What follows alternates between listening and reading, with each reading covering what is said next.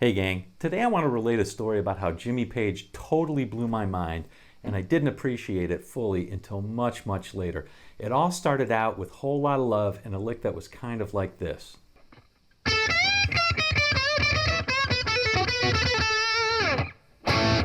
Make sure you stick around for the whole video because I'm going to teach exactly how to play that lick at the end.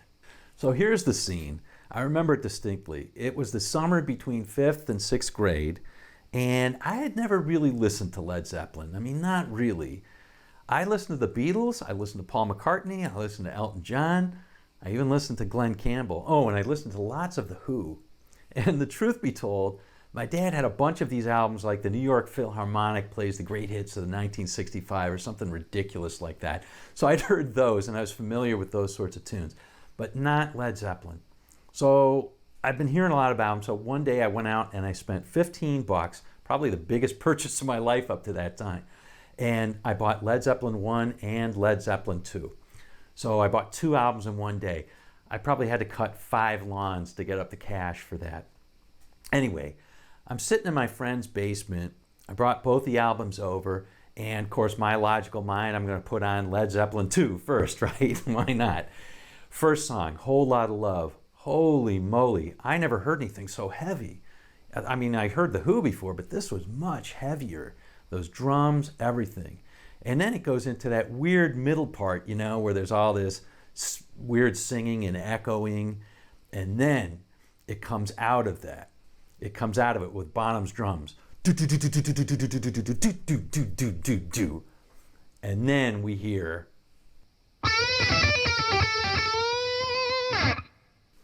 And that second line is this. And then that third line. I mean, my mind's already blown, but this really blew my mind. Starting on line 4. This one. And then this.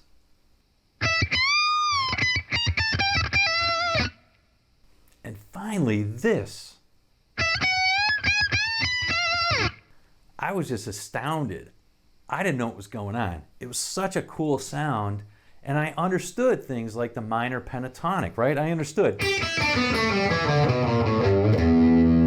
And I heard the Chuck Berry lick. So the first 2 licks, while they were super cool, I kind of understood what was going on. They really sounded cool to me and I wanted to imitate it for sure, but I kind of knew what was going on. And the third lick too, I got that, but the 4th, 5th, and 6th licks, I didn't know where they were coming from. When I tried to figure out the song, they didn't make any sense to me. He was hitting notes that didn't make any sense to me.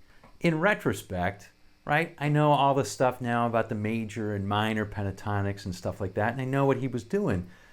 But I think to fully appreciate it, you really have to know what B.B. King's influence was and the whole BB box thing. Now, everybody today talks about the BB box, but back then, I didn't know about that.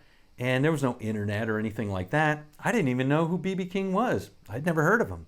It was years later when I was listening to Robin Ford and he started talking about B.B. King, and I was like, okay, well, let me look that up and see who that is. And I heard these lines and I thought, huh, that sounds a lot like that Jimmy Page Whole Lotta Love lick, doesn't it? Something like this.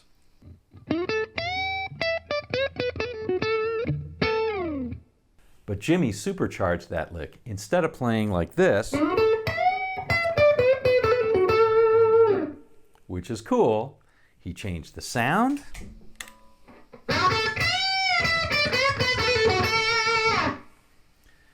He put in some overbends, which are super cool.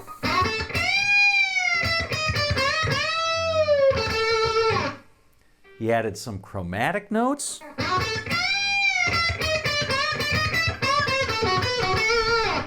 And he generally just made the whole thing much more aggressive and put his own stamp on it. And that's really what I love about it.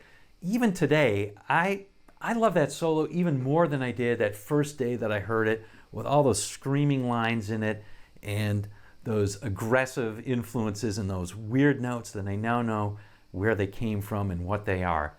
I appreciate it, I think, more today than I did even back then. So Jimmy, thanks. And BB, thanks as well. All right, let's learn that lick now. All right, here is the B.B. King influenced Jimmy Page style lick that I played at the beginning of the video. It goes like this.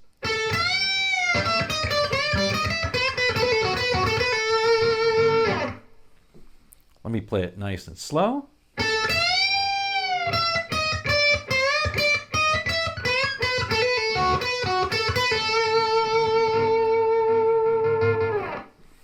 All right, well, what we're doing here is starting on the A on the second string. Then we're doing an overbend on the E on the 12th fret of the first string. Some chromatics down. Some chromatics back up. And then a nice little B.B. King style editing.